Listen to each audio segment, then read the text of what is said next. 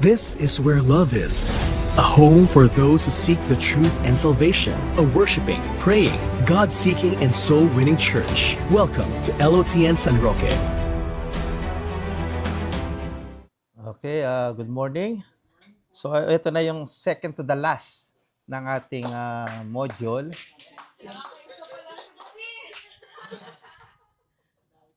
So after nito, meron pa tayong continuation ng ating discipleship series.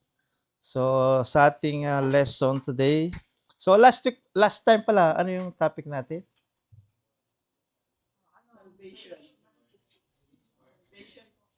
Salvation. Salagab? Very good. So today ang ating topic ay nasa ano na tayo? Lesson 9, Comprehending Our New Life in Christ. So let us pray. Hallelujah. Aming Diyos na makapangyarihan sa lahat, sa umagang ito, muli kaming dumudulog sa iyo. Hinihiling ang patnubay at gabay ng Santong Espiritu sa pag-aaral po namin ng module na ito. Nawa, ito po ay maunawaan namin, matanim sa aming puso. Higit sa lahat, O Diyos, may sa buhay po namin at magamit mo kami, mightily Lord, sa kapanahon na ito. Sa ngalan po ng Panginoong Yesus, Amen and Amen. Nakadistract yun eh. So, ito pong comprehending our new life in Christ. Ang lesson po ito will provide a clear and detailed discussion kung paano ang Lord na transform niya yung buhay po ng bawat mananampalataya na nanalig at nanampalataya sa Kanya. So, ang objective po ay magkaroon tayo ng complete, comprehensive understanding sa transforming power na ginagawa ng Diyos at kung saan ito po the moment na inaccept natin ang Panginoong Yesus bilang Panginoon at tagapagligtas. Without the Lord po, kahit gaano kabait ang tao, ay hindi po ito sa standard ng Diyos. Ang standard po ng Diyos, ang mabubuting gawa, ang kabaitan, ang kindness, ay bunga ng pakikipag-isa kay Yesus. Ito ay bunga lamang. So ang kabutihan, hindi po ito ticket para ang tao ay magkaroon ng kaligtasan. Ang kaligtasan po ay nag-uumpisa sa pagtanggap kay Jesus bilang Panginoon at tagapagligtas. At sa sandali ang tao po tinanggap niya ang Panginoong Yesus bilang Panginoon at tagapagligtas, yung mabubuting gawa, ito po ay bunga nakikita sa bawat buhay natin. So ang ating lesson na tatalakayin to, ito po ay 7.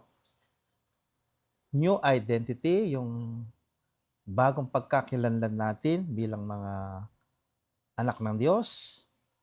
Pangalawa, yung new heart. Pangatlo, yung new spirit. At yung pangapat, yung new ways. Panglima, yung new pursuit.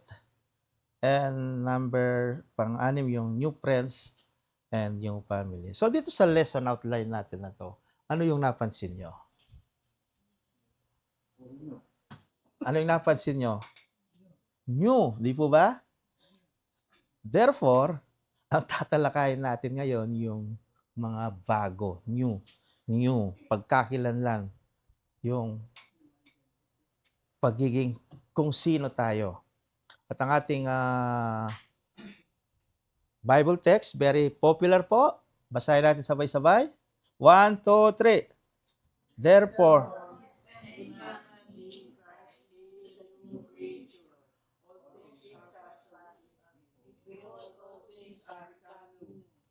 Amen. So dito pa lang sa talata na to, sabi sa Tagalog po, ang sino mang nakipag-isa kay Jesus ay isa ng bagong nilalang, wala na ang dating pagkatao, ito'y lumipas na, at ito'y napalitan ng bago at ang Diyos ang gumagawa nito. So dito po sa talatang ito, yung new creature. So sabi rito, yung dating ikaw ay lumipas na. Pero minsan, kahit na tayo po ay mananampalataya, yung dating ikaw ay nagre-resurrect. Muling nabubuhay na maguli. So bilang mananampalataya po, ang mga unbelievers ay tinitignan kung paano tayo namumuhay bilang mga mananampalataya. Therefore, if any man be in Christ, he is a new creature. Kung wala pa yung pagbabago sa buhay mo, kahit sinasabi mong ikaw ay Kristiyano, ito po ay questionable. Baka kilala mo lang si Kristo, hindi mo pa wala sa'yo si Kristo. Nagkaiba po yun, ha? Iba yung kilala mo si Kristo at yung si Kristo ay sumasayo. Amen po? Kapag sumasayo si Kristo, nagmamanifest kung sino ang Panginoong Yesus sa buhay natin. So, when someone believe in Jesus and follow Him, they began a new life in Christ. Ano pong ibig sabihin nito? Ibig sabihin po nito, yung dating maling gawa, yung dating mga maling pamumuhay na kung saan ay hiwalay sa Panginoong Yesus, hiwalay sa kalooban ng Diyos, ay iniiwan na natin at namumuhay tayo ayon sa katuruan ng Panginoong Yesus. Ang salita pong to be in Christ means becoming a new person in Christ. Ito po yung sinasabi ko kanina. Becoming a new person. Ang tanong dyan, tayo po ba ay new person na? Sabi rito, the old ways are gone and the new life has begun. So dito po ay makikita natin kung ikaw ay nasa Panginoon, yung mga bagay na gusto ng Panginoon, yung mga bagay na ayon sa kanyang kalooban, yung mga bagay na magbibigay kaluguran sa kanya, ito na yung desire mo. Amen po? Yung sabi rito, the old ways are gone and the new has begun. So yung luma ay nawawala na. Siguro, hindi instantly mawawala yan. Hindi instantly.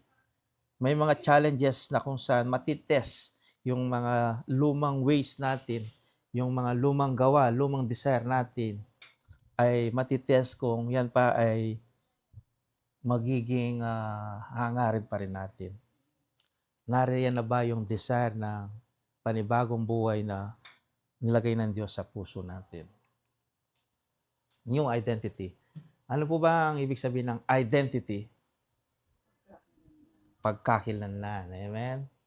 Sa atin po, kapag nasa ibang bansa ka, ma-identify mo ang isang tao kung anong nation siya. For example, nasa Europe ka, yung mga Asian, ibang itsura nila. So, yung identity nila, makikita mo sa itsura. Tama po? So, ganun din, having a new identity in Christ means becoming part of God's family. Nung tayo po ay maniwala, manampalataya sa Panginoong Yesus, tayo po ay nagiging anak ng Diyos. Remember sa John 1:16, ang sino mang nanalig at nanampalataya sa Kanya ay binigyan niyang karapatang maging anak ng Diyos. Amen? Kaya nga pag dumadaan ka ng mga iba't ibang pagsubok sa buhay, dumadaan ka ng mga bagay sa mundong ito na napakahirap, alalahanin mo yung new identity mo. Amen? Ikaw ay anak ng Diyos. Sino ba? Paano ba pagkakilala mo sa Diyos? Alam natin na ang Diyos ang may control ng lahat ng bagay. Alam natin na ang Diyos can provide everything. Alam natin na ang Diyos ay mapagmahal. Alam natin na ang Diyos ay mapagkalinga, mapagpatawad. At alam natin na bilang ating Diyos, hindi niya pinababayaan ang kanyang mga anak na nilikha. Ang mga taong tunay na naligat na nampalataya sa kanyang mga genuine na mga believers, wala kang dapat ipangamba. Kahit na mitas ng mitasing diesel, kahit na mitas ng mitasing gasolina, mitas nga ng kaya gana-gana, lagay tamo po kayang puso tisipan tamo, ing ginuya pa mo rin may kontrol kayang gana-ganang bagay. Amen? Nakita niyo naman po, kahit na nagtaasan ng lahat, every Sunday service may kinakain tayo. Amen? Malusog pa rin tayo. Because we are now God's children, we are called new creation. So, our past does not define us anymore. Hindi na hindi na dati na yung itaw po kasi kapag nakita ka, lagi niyang naalala yung nakaraan mo, kung sino ka. For example, ay, ikayan, igabitan mo pa na ako manok. Di ba? Yung identity mo before, yon ang nakikita nila. Pero, nagbago ka na ngayon. Iba ka na, amen? I don't care ano pang sabihin ng pagkakilala sa iyo ng tao. Basta ang alam ko, namumuhay ako ng ayon sa kalooban ng Diyos, lumalakad ako ng ayon sa kanyang kalooban. No matter ano pa yung nakaraan natin sa buhay, ano pa bang naging sitwasyon natin, gaano man kasama, gaano man karami ang kasalanan mo, laging binibigyan tayo ng Diyos ng panibagong simula o pampili ng ayon sa kanyang kalooban. Sabi sa kanyang salita sa Old Testament, ang pag-ibig ng Diyos, ito'y laging sariwa bawat umaga. Ibig sabihin po, sa bawat pagtulog natin sa umaga pagkagising, ang Diyos ay nag-aalok lagi ng sariwa, fresh na pag-ibig na inaalok niya sa atin. Ito'y laging sariwa, hindi sinabing laging frozen. Hindi po. Di ba sa karne, minsan para maging sariwa, pinopros. Pero ang pag-ibig ng Diyos, ito po'y laging sariwa. Amen? Parang sa gulay, sa vegetable, laging bagong pitas. Yung nutrients ay laging naririyan. So ano pa po? In Christianity, this new identity comes from faith in Jesus. So sa ating mga mananampalataya, ang bagong identity na ito ay nanggagaling sa pamamagitan ng pananampalataya sa Panginoong Yesus. At ito po ay sa ating ugnayan, sa ating personal na relasyon sa Kanya, na kung saan ito po ay punong-puno ng pag-ibig, punong-puno ng layunin, at anumang nangyayari, mga sitwasyon na nangyayari sa buhay natin, alam natin na may layunin ng Diyos. Alam natin na mayroong meaning ang Panginoon. Sa bawat nangyayari na hindi niya makaloban, subalit ina-allow niya, laging mayroong magandang layunin ng Panginoon. Jesus. Amen? Sabi sa kanyang salita, ang Diyos ay laging gumagawa sa mga taong tunay na nagmamahal sa Kanya. Kahit sa mga maigpit na pagsubok, kahit sa mga panahon na malapit na yung bayaran, bilala ka pang pamayad, mawawala na itang fees mo, utang magigisa na itang abyas mo, ala na kang ulam, magigisan ka pa abyas. Pero pansinin niyo po, ang Diyos ay nagpo-provide. Amen? Ang Diyos ay laging may provision, gumagamit siya ng mga instrumento upang ipaabot niya yung kanyang pag-ibig, yung katapatan niya. Kagaya ni Propeta Elijah, nung siya po ay nagutom, ay nagpadala ang Diyos ng ano ba pinadala ng Lord? Yung ibon na uwak. Si Elijah ba yun o si Elijah? So, dumating alam natin lang kwento doon. Nasa after na siya ay on fire na nagpakita ng himala ang Diyos sa kanya. After noon, tuman siya sa mga struggle. Pinagbantaan siya, nagtago siya. Dumating ang takot sa kanya. Nandun siya sa kalalagayan na nandun siya sa tabi ng ilog, doon siya umiinom, doon siya kumakain, hanggang sa matuyo ang ilog. Ano pong makikita nating lesson dito? Ang Diyos ay nag-provide pa rin. Amen? Sa lahat ng ibon, ang uwak pa ang hinutusan ng Diyos. At tingnan niyo ang uwak. Kahit ganun siya, sumusunod. Who we are is now based on Christ living in us, not our past and action. Yung ating new identity ay dahil sa Panginoong Yesus. At yung nakaraan, all things has passed, behold, the new has come. New heart. New heart. When a person turns from sin and accepts Jesus, God gives them a new heart. This means it changes their attitudes. desire, and the way they live.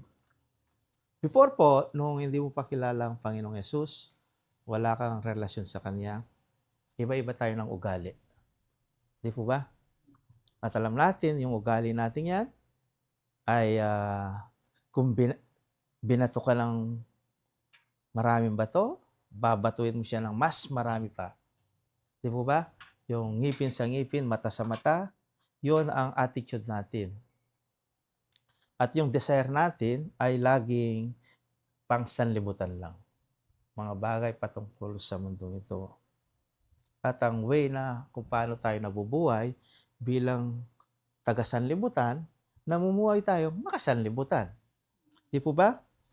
Kaya nga po, sa Ezekiel ay nangako ang Diyos na ang kanyang mga piniling tao, yung mga Israelites, ay bibigyan niya ng isang bagong puso upang yung disobedience nilang puso ay makasunod sa kalooban Diyos. Kasi po, without the grace of God, nabigyan tayo ng new heart, pabalik-balik lang po tayo sa kasalanan. Amen. Grace po ito ng Panginoon. God gave us a new heart so that His people can walk in His way. Kaya tayo binibigyan ng Panginoon ng isang bagong puso, mga tao na tinawag niya, upang makalakad tayo ayon sa Kanyang tuntunin. Amen po. Pangalawa, upang makasunod tayo sa Kanyang mga kautusan, sa Kanyang mga command. At pangatlo po, upang tayo po ay makapamuhay ayon sa buhay na gusto ng Panginoon. Isang example po dyan, sa Old Testament ay si Saul, or sa New Testament si Saul. Alam natin si Saul ay isa sa mga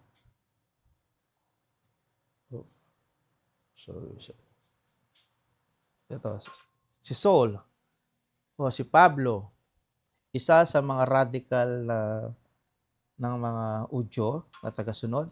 Isa siya sa mga taga-usig ng mga Udyo. Subalit isang panahon nang nagkaroon siya ng encounter, nagbago ang kanyang puso. Yung dating taga-usig, ngayon ay isa ng tagapagpahayag ng mabuting balita. Siguro mayroon dito sa atin na dating mamamagsistika rin, mamamag-share gospel. Di po ba? Na pagsistitala, sinasabi natin kung ano-ano. Pero ngayon, isa na rin tayo sa mga nagsishare ng gospel. A new spirit, we were dead to God because of sin. Tayo po ay patay sa harapan ng Diyos dahil sa kasalanan. Subalit, tayo muling nabuhay dahil sa grasya ng Panginoon. Dahil binigyan niya tayo ng biyaya. Actually, biyaya lang pong kaligtasan. Amen? Biyaya lang po ito. We receive God's promise to place in His Spirit within us so that we might have a new spirit. So, yung pangako ng Panginoon, nilalagay niya yan sa puso natin upang tayo po ito yung maging desire natin, makita natin yung katapatan ng Diyos na kapag siya nangako ay kanyang tinutupad. Ito pong new spirit na ito po yung tinatawag na born again in the Spirit, na nag-uumpisa yan sa baby hanggang ito po ay lumago. So, pag ang new spirit na binigay ng Diyos, kailangan po nating i-nurture ito upang ito po ay maging malakas. Sabi sa Ezekiel 36 verse 27, I will put my spirit within you and cause you to walk in my statutes, and you will keep my judgment unto them. So, tatlo pong purpose, bakit binibigyan ng Diyos ang kanyang spirit? Una nga po, yung makalakad tayo sa statutes ng Panginoon. Pangalawa ay to keep His judgments, His law. Pangatlo po, to do them or to perform them. Without the Spirit of God na binigay niya sa atin, binigyan tayo ng bagong spirito, hindi natin kayang sumunod sa Panginoon. Mapapansin nyo, nung hindi pa tayo mananampalataya, alam natin ang masama. alam natin ang mabuti. Tama po ba? Gusto natin gumawa ng mabuti pero mahirap gawin. Ayaw natin gawin ng kasalanan pero madaling gawin. Di po ba?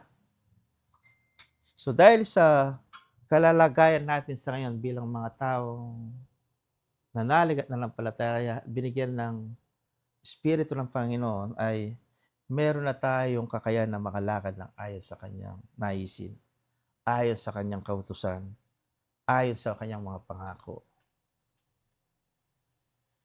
When we are born again, not only our heart changes, maging our way of living changes too.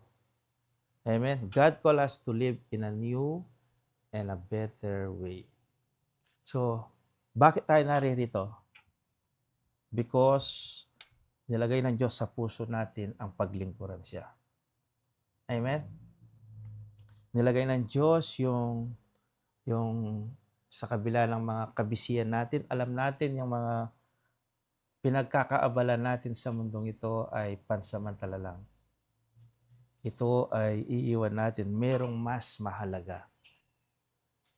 Ang mas pinakamahalaga, mas mahalaga, walang iba kundi ang lumakad ng ayon sa kalooban ng Diyos. Amen po. A person with a new heart from God will act differently. Amen? Iba yung desire ng taga-sanlibutan, iba yung desire nating mga mananampalataya. Questionable yan kung ang desire ng taga-sanlibutan, yun din ang desire mo. Di po ba? So, yung new ways natin ay nagde-define kung sino tayo. Kung anong kalalagayan natin sa harapan ng Diyos. Madali pong maging Kristiyano, Kristyanuhan. Hindi po kasi sukatan yung nag-attend ka sa Sunday service, at sa Bible study, pero walang pagbabago. Ang sukatan po sa mananampalataya ay yung nagbagong buhay. Buhay na nabago, buhay na naglilingkod sa Diyos. Yung old ways are replaced with the God's ways. Dati yung mga old ways na gustong-gusto natin ginagawa. Pag Sunday, pumupunta tayo sa kung ano-anong mga event, pero ngayon, mas priority natin ang gawain ng Panginoon.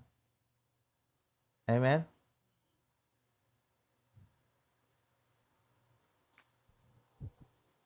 The Bible says that anyone who is in Christ become a new creation. The old is gone and the new life has begun. So, makikita po natin yung transformation. Yung new creation po, hindi ito biglaan. Amen? Hindi ito biglaan, unti-unti. Yung dati mong pa rin buhay ay naririyan. Yung dati mong pa rin buhay ay gagamitin ni Satan yan upang hilahin ka pabalik. Kaya nga po, sabi ng Bible, renew your mind. Sapagkat ang ating mind, yan nag-uumpisa lahat. Yan ang battlefield. So, kapag meron kang alam mong ayon sa kalooban niya, gusto mong gawin, yung old life mo ay nagre-resist. Nagre-resist. Sa pananalangin na lang, pag madaling araw, merong leading sa iyo ang manalangin, pero mas masarap pang matulog. Anong gagawin mo? Mamaya na lang. Mamaya na lang. Sabihin mo, hindi ako yon. The old life is gone and the new life begins. Pag sinabi pong begins, for example, ang isang puno ng mangga, hindi man kaagad puno siya, di ba? So, ano yung beginning niya? Grafting ba o buto? Sa natural process, buto muna, di ba? So, yung beginning po niya ay merong process. So, along the way na lumalaki, bago siya makarating sa stages na magiging mayabong siya, magiging magbubunga siya, ay mayroong beginning na pinagdaanan. So, ganoon din po, sa ating new life, ay mayroong new beginning. Itong new beginning na ito ay naliriyan ng challenges sa old life. Amen? Na kailangan mong i-overcome. So, example of changed life, itong si Paul, from persecuting Christian to becoming an apostle. Si Zacchaeus, kilala niyo po si Zacchaeus? Jake, is Zacchaeus kanyang Old Testament o New Testament? 8 ketang puno.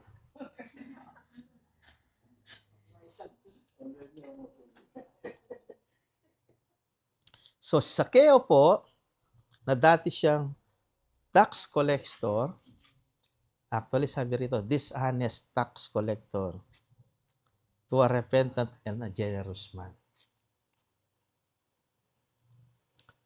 Ito pong si Mary Magdalene, from being controlled by evil spirit to serving Jesus. So, ito pong tatlong binanggit natin dito sa New Testament, ay makikita po natin yung old ways nila ay napalitan ng bago. Itong si Paul, ang reason lang naman kaya siya papunta sa Damasco para i-persecute ang mga mananampalataya. And yet, sa biyaya ng Panginoon, inabot siya, yung dating persecutor ng mga mananampalataya, ngayon, isa ng masigasig na apostle, at siya ang pinakamaraming nasulat na Book of Epistles sa New Testament. Itong si Zacchaeus. Alam natin ang kwento kay Zacchaeus, di po ba? Ang ways niya ng pamumuhay niya dati ay isa siyang tax collector na mangupit. Pero sabi sa Bible po ay nang marinig niyang dumadaan si Jesus, umakyat sa puno ng sikomoro. Ano ang nagtulak sa kanya para umakyat doon? Alam niyo po ang ano? Yung grace ng Panginoon. At sabi ng Bible, naispatan siya ng Panginoong Jesus. Hindi aksidente yon. Sinet ng Panginoon yon. Nakita siya. Anong sabi ng Panginoon? Zacchaeus, bumaba ka dyan at makikisalamuha siya sa kanya. So, doon sa encounter niya sa Panginoong Jesus, lahat po tayo mayroong encounter sa Panginoon. Doon sa initial encounter mo, ano yung nagiging response mo? Ang isang nagiging response mo po yan, yung new ways mo ay magkakaroon ng pagbabago. Siya, sabi niya, kung may nadaya man ako na mga taxpayer, ibabalik ko ng ilang ibayo. Di po ba? So, yung ways niya dati, mangupit, ngeni, maging generous siya. So, itamo po, tayo po, ano ba yung dati mong ginagawa, yung ways mo na ways ng isang unbeliever na ngayon ay gusto mong palitan ng bagay na magbibigay kaluguran sa Panginoon. Alam ko po, meron ng bawat isa sa atin. New pursuits. When we accept Christ, we receive a new purpose. Ano ba yung ibig sabihin ng purpose? Purpose. Layunin.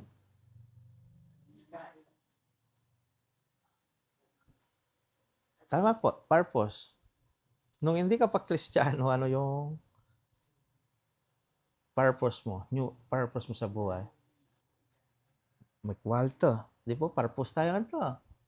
May kwalta, magpatalakad ng tini, may kinigosyong makantini, may kisakyan makantini, maging sikat, munta ka rin, kaya nga libang bansa, munta kaya ng tining lugar. Yan ang purpose tamo, di po ba? Pero nung tinanggap mo si Jesus bilang Panginoon, ano yung purpose mo? Nagiba. Di po ba? Unang-una po, nilagay ng Diyos sa puso natin nang tanggapin natin si ang Panginoon bilang Panginoon at Tagapagligtas, i-share din siya sa ibang tao. Our priorities change because the Holy Spirit guides us through the God's Word. We slowly leave old ways and began to focus on what pleases and honors God. So, slowly po, dito po, kagaya ng binanggit ko kanina, hindi biglaan, dahan-dahan, yung pag-iwan sa lumang buhay, dahan-dahan na pagbabago. At yung focus natin ngayon, yung purpose natin ngayon, yung bagay na makakabigyan ng kaluguran at karangalan sa Panginoon. Amen po. Bakit tayo naririto? Yan ang tanong dyan. Ang lalayo nyo, mapali po. From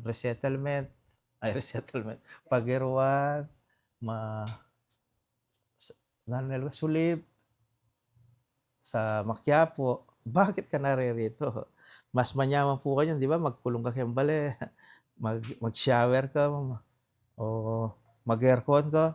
Pero bakit narito po kayo? Kasi nilagay ng Diyos ang priority natin ay ang kanyang layunin sa buhay natin. Ang priority natin ay magamit ng Panginoon. Kaya tayo nag-aaral para sa discipleship para magamit tayo ng Panginoon, di ba? Makilala natin siya, malaman natin ang kalooban niya. Ito na yung desire, yung new pursuits natin sa buhay. Ano po yung mga new pursuit include?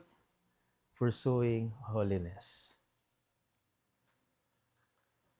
Tayo po tinawag ng Diyos to live differently from our old sinful lives and to be holy like Him. Sabi ng kanyang salita, magpakabanal kayo sapagkat ako'y banal. Amen po. Ang salitang ito ay isang utos ng Panginoon. At yan ay nilagay ng Diyos sa puso natin. Ano pa po? Pursuing, knowing God. Ang tanong ko po, gaano natin kakilala sa ngayon ng Panginoon?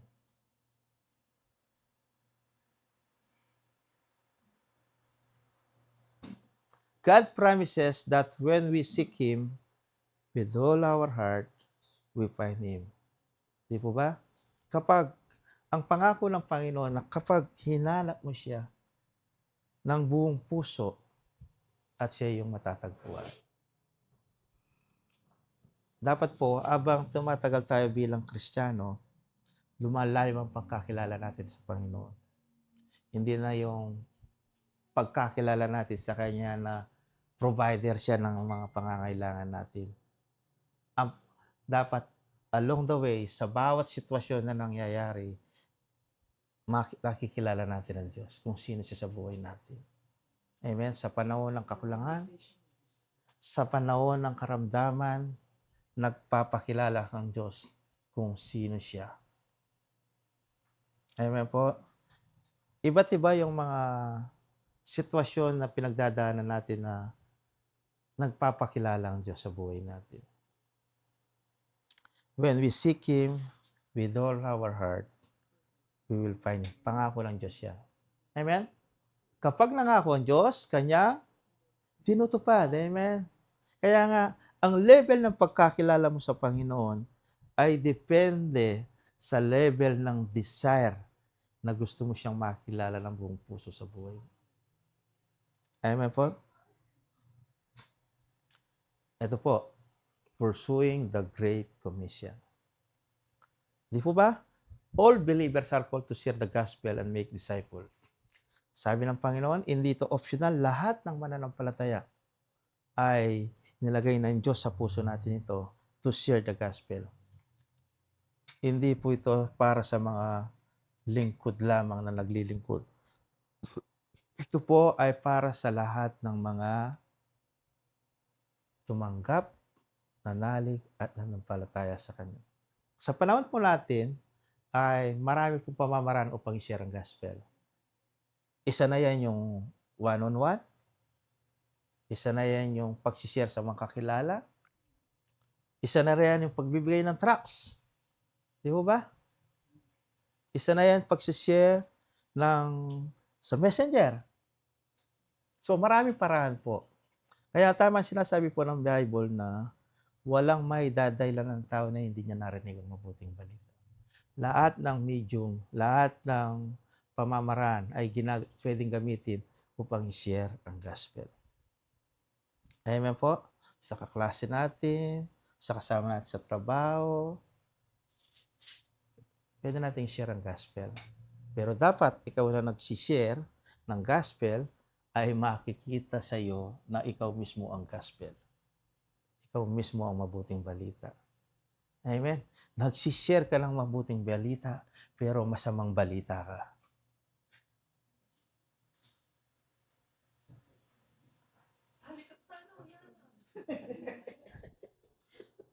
Di po ba? Paano maniniwala ang tao sa sinishare mong mabuting balita, ikaw ay masamang balita? Pursuing service, Jesus himself came to serve others. Kaya nga, we are called to follow his example. Ayan po. Dumating ang Panginoong Yesus hindi para paglingkuran, kundi maglingkod. Yan din ang panawagan sa atin. Amen? Kaya nga po, during the time ng ministry ng Panginoong Yesus, very effective yung kanyang ministry. Tatayo pa lang, naniniwala na yung mga narinig. Di ba sabi sa isang part ng Bible ay, bakit parang may kapangyarihan kapag siya'y nagsalita, sabi nila. Hindi kagaya ng mga pariseo. Why? Kasi po, nakikita sa pamumuhay niya. Amen? Yung mabuting balita na dala-dala niya, nakikita sa kanya. Amen po? Mag-contradict niya po istong ikaw mismong magdalang mabuting balita, kamasanting ang balita. New pursuits, this pursuit may not always be easy. Tama po ba? Hindi ganoon kadali. Halimbawa, nagsishare ka ng gospel. Lagi mong tandaan na ating mag-reject. Amen? Wag mong ilagay sa isipan mo na lahat smooth. Hindi po. Initially, may magre-reject. Pero yung nagre-reject na yon, ang salita na kanyang napakinggan, pagdating ng panahon sa kanyang puso, ay ibabalik ng Diyos. Ipapaalala ng Diyos sa kanya na pwede niyang gamitin yan kapag siya ay inabot na ng biyaya ng Panginoon. Amen po. Kaya nga po, ang pag-share ng mabuting balita, hindi po nasasayang. Kagaya po ng gagawin nating DBBS sa mga bata. So, ginagawa natin, hindi tayo nakikipag-compete, kundi part ng mission natin ay i-share ang mabuting balita sa mga bata. Itong mga batang ito, pagdating ng panahon, gagamitin din sila ng Panginoon. So, this pursuit may not always be easy, but they are worth. Why? Because they align us with God's plan. God also promises to continue His good work in us until the end. So, abang tayo po ay naririto sa mundong ito, tuloy-tuloy lang po, magpagamit tayo sa Panginoon. Amen? So, this coming DBBS, sino yung mga excited na magpagamit sa Panginoon? So, mamaya po pag-uusapan natin yon. New friends. So, sa mga kabataan, sino yung mga kaibigan mo ngayon?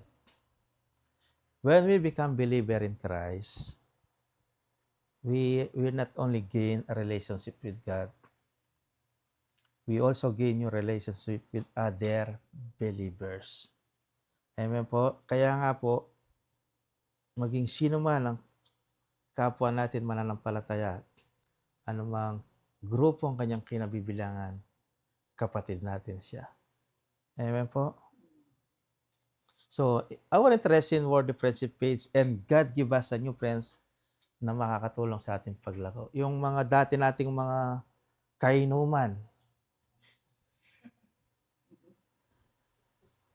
yung mga dating kaklase natin sa bingo, Yung dati nating kaibigan sa bingo, sa wedding, sa tongits, scatter, ay nawawala na. At iba yan ang ibang kaibigan ng ating hinahanap. At binibigyan tayo ng Diyos ng mga bagong kaibigan na makakatulong sa atin lumago spiritually. Subalit, ikaw ang magde-decide kung sino pipiliin mo. Amen? The Bible show how good friends help each other. Sabi rito, iron sharpen iron. Ano pong ibig sabihin? Yung good friend make us a better. So, retang maka-influensya ka, makasawop ka, ilan dapat mong pakyabayan. Retang kalupa mong mananampalataya. Amen? Sapagkat two are better than one. They help each other when they fall. Di po ba kapag mananampalataya ang naging kaibigan mo, kapag may pinagdadaanan ka, ipapanalangin ka. Amen? Subukan mo ang kaibigan mo unbelievers. Ipapanalangin ka ba niya? Kapag nagsabi ka ng problema, minom tala mo. Kaya nga po, ito po ang sinasabi ng Biblia na ang sinong lagi mong kasama ay makaka-influensya sa iyo. Kung kapwa mananampalataya, pareho kayong lalago sa pananampalataya. Because of Christ, we build a deeper and more meaningful friendship. Kagaya ng sinabi, birds of the same feather flock together. So, kung pareho-pareho kayong mananampalataya, kahit na GIL pa siya, kahit na LOTN, doon pa rin siya. Friend pa rin natin sila. Amen? Amen. Amen. Lahat ng taga-LOTN, mahal natin. Dahil sasagot din, haliwa. A new family. Amen? Ito po. Nang tanggapin natin ang Panginoong Yesus bilang Panginoon na tagapagligtas, we become part of a new spiritual family. The family of God. Kung ang family natin dito sa mundong ito ay malfunction, hindi perfect, may kakulangan, pero a new spiritual family, tayo na pabilang sa new spiritual family na the family is made up of all believers, no matter na ano pa yung background mo or biological family. Nang tanggapin mo si Jesus bilang Panginoon tagapagligtas, ay naging part ka ng family ng Diyos. Amen? Sa kasalukuyan, iba't iba tayo ng kinabibilangang mga denomination. Subalit, pagdating ng panahon, sa langit, iisa na lang tayo. Amen? Wala na sigurong magluto ka ni Tanesis. Wala nang manos pinggan basta. So, we are a new spiritual family.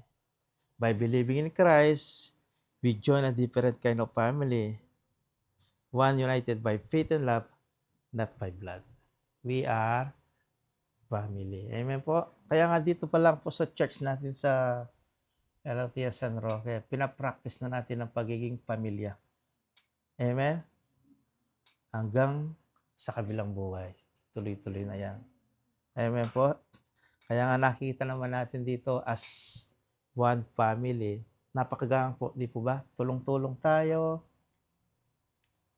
At nakikita natin yung bawat isa na ipag-pray po natin. Kailangan natin ipag-pray ang bawat isa. At nakikita po natin na dito sa church natin ay maging halimbawa tayo ng isang Kristiyanong pamilya. Amen. Call us children of God. When we receive Jesus, we become God's children. He becomes our heavenly Father. Amen? Iba-iba tayong father dito. Iba-iba yung father natin. Pero bilang mananampalataya, iisa ang ating Father, our Heavenly Father. Nang tanggapin mo si Jesus bilang Panginoon at tagapagligtas, meron kang Ama sa langit. Amen? Dahil Ama mo siya, pwede kang magsumbong sa Kanya sa panalangin. Pwede kang dumulog sa Kanya sa bawat sitwasyon. Sa bawat desisyon, idulog mo sa Kanya. Amen po? Sa tingin mo, hindi naririnig ng Diyos ang mga pagsubok na dinadaanan mo?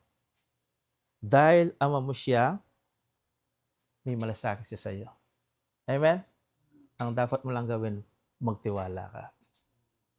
Hanggat kaya mong pagtiwalaan ng Diyos, kayang i-provide ng Diyos ang iyong pangangailangan. Kung yung mga ama natin dito sa lupa hindi perfect, meron tayong perfect na Ama na nasa langit. Amen po? New family, unified as brethren in Christ. Kaya ang tawagan natin, kahit iba-iba tayo ng denomination, ang tawag natin sa kanila, hindi naman pare, di ba? Hindi naman mare, brother or sister. So, everyone who believes in Jesus becomes part of body of Christ, worldwide family of believers. Kaya nga po, pagdating ng panahon, pagdating sa langit, wala nang Pilipinong mananampalataya, wala nang Amerikanong mananampalataya. We are one. We have the same identity, the same heart. We have one Father, our God the Father. At dahil po dito, tayong mga mananampalataya, itong mga bagay-bagay sa mundong ito po'y lilipas. Pagdating ng panahon, ang uuwi tayo sa ating tunay na pamilya. Amen? In God's family, there is no division by race, status, or gender. We are one in Christ. Tayo po ay isa na sa Panginoong Yesus. Sa new family po natin, we are bounded by love. God's family show love, support, care for each other. Amen po? So, dito po sa atin sa church, ito po yung gusto kong mag-flow dito sa church natin. Yung ngayon pa lang, dito pa lang, ay makita na yung tunay na pag-ibig. Makita yung support sa bawat isa. At makita yung malasakit sa bawat isa. Naaring wala tayong maitulong dun sa pangangailangan niya, subalit walang bayad ang manalangin. Ipanalangin siya. Amen po? We help carry each other burden and obey Jesus' command to love one another. Ang utos po ng Panginoong Yesus sa John 13:34, love one another. Ito po ay utos ng Panginoon sa mga mananampalataya. Maalin ang bawat isa.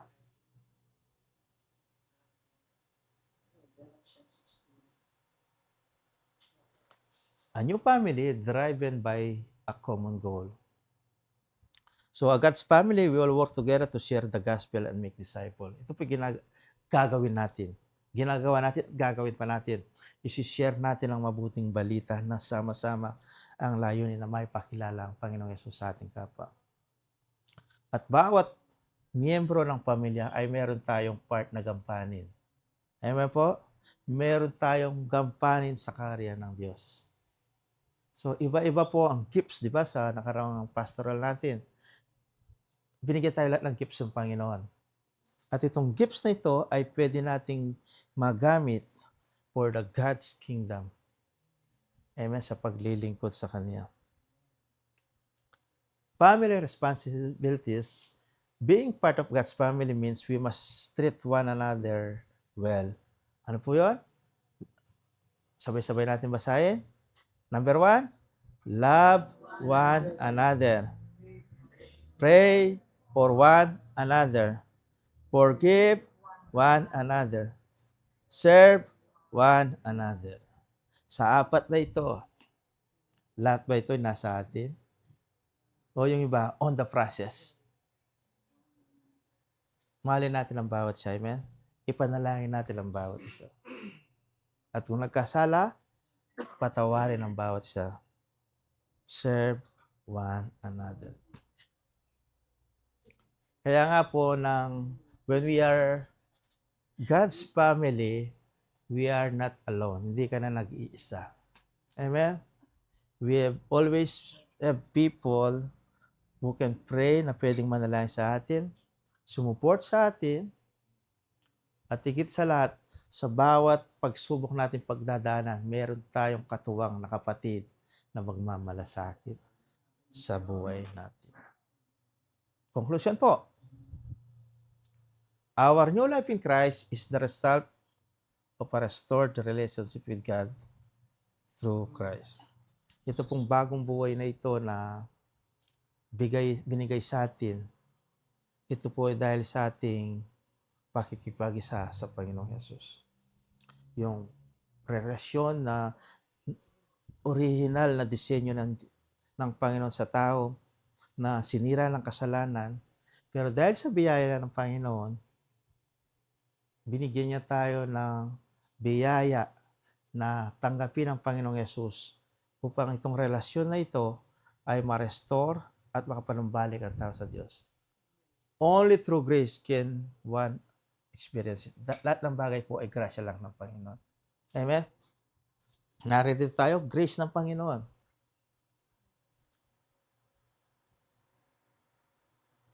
Nakakapaglingkod tayo, grace ng Panginoon. Nagiging mabuting tao tayo, grace ng Panginoon. Lahat po ay grasya ng Panginoon. Amen? It causes some of the most incredible and unbelievable transformation of a person's life, which can only be explained by the fact that God accomplished it. It's all by grace. Lahat ay grasya lamang ng Panginoon. Amen po?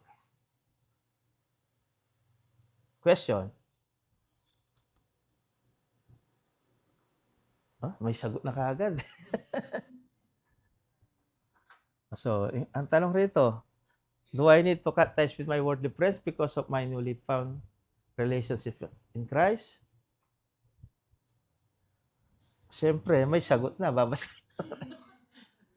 Bilang mga Kristiyano, we are called to be salt and light of the world. Ano po ibig sabihin ito? We should influence others for Christ at hindi tayo ang ma-influensya nila. Amen? Subalit, however, if certain friends pull away from God, kung ang mga kaibigan natin ay gagamitin ng kalaban upang mapalayo tayo sa Diyos, umalis tayo. Sabi po rito, you can be with them, but you cannot be like them. Amen? Kaya nga, yung new identity mo, dito makikita. Amen po? Yes. Huwag mong i-cut yung pakikipag-ugnayan sa kanila. Subalit, kailan ma-influensyan mo sila sa pananampalataya. Hindi ikaw ang kanilang ma-influensyan. Pwede kang magsama, pero hindi ka pwedeng makisama. Amen? New identity, new heart, new family. Dapat mong maunawan kung sino ka. Amen? So, ito na po yung end of lesson 9. Let us pray.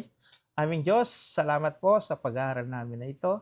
Nawa po, ito po ay magbigay sa amin ng patuloy pagkaunawa kung sino kami sa banal mong harapan, kung sino kami nung tanggapin ka namin bilang Panginoon at Tagapagligtas. At layunin mo, Panginoon, na makapamuhay po kami ng kalugod-lugod sa iyo. Layunin mo, Panginoon, na magamit mo kami mightily sa panahon na ito. At patuloy, O Diyos, na patawarin mo kami at linisin sa lahat ng aming karamihan at palitan mo ang desire namin mula sa mga bagay na pansamantala patungo sa pangwalang hanggan na ayon sa iyong kalooban. Ama, ano man pong ginagawa namin sa buhay na ito, nawa ang laging dahilan ay ikaw. Kaya Ama, tulungan mo kami, Patawarin mo kami, linisin mo kami, i-lead mo kami ng ayon sa iyong kalooban. Sa pangalan po ng Panginoong Yesus. Amen and amen. This is where love is. A home for those who seek the truth and salvation. A worshiping, praying, God-seeking, and soul-winning church. Welcome to LOTN San Roque.